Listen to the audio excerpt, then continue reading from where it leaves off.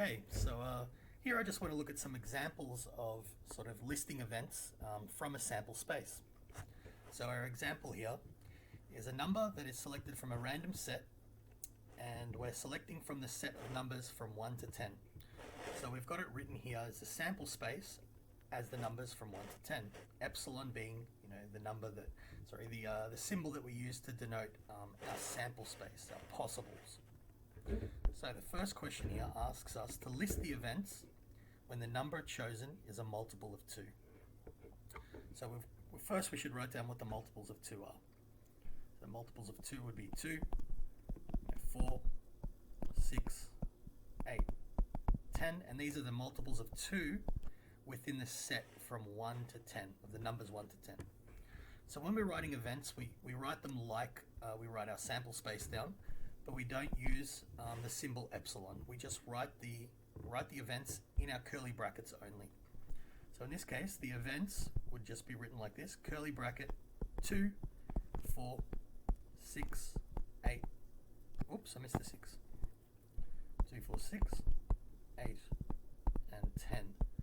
So our events are written similarly to our sample space, but we don't use the epsilon. We just list the events as in curly brackets. So we can see that again.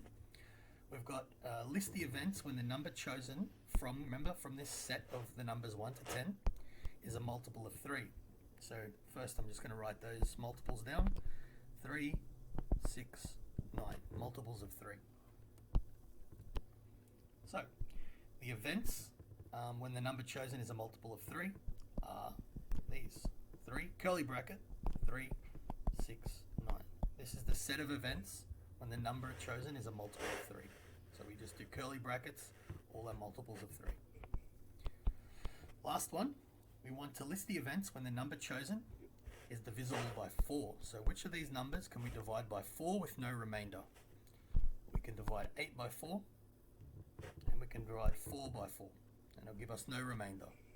All the other ones will give us a remainder. We don't want those. Divisible by 4 only.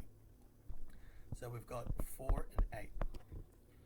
So our events are written like this: curly bracket, and then the numbers that are divisible by 4. So 4 and 8.